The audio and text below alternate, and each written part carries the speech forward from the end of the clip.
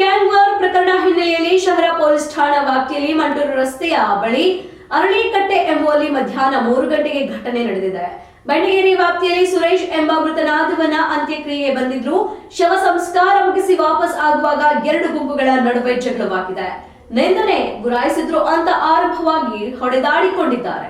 4 ಜನರಿಗೆ ಗಾಯವಾಗಿದೆ. ಪ್ರತ್ಯೇಕ 2 ಆಸ್ಪತ್ರೆಗೆ ಗಾಯಾಳುಗಳನ್ನ ದಾಖಲು ಮಾಡಲಾಗಿದೆ ಎಂದು ಪೊಲೀಸ್ ಕಮಿಷನರ್ ಎನ್ ಶಶಿಕುಮಾರ್ ಹೇಳಿದ್ದಾರೆ.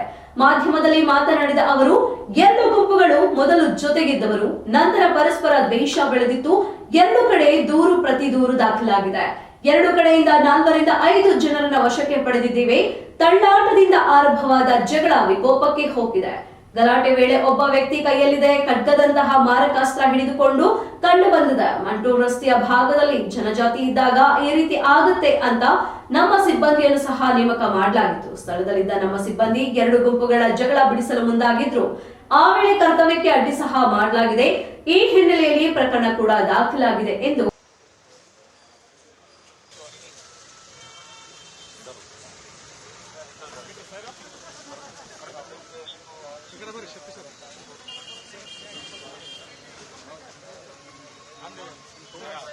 मैसेज है कि जीवा माता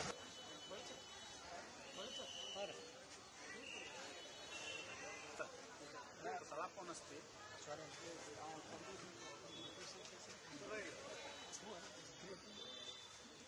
हाँ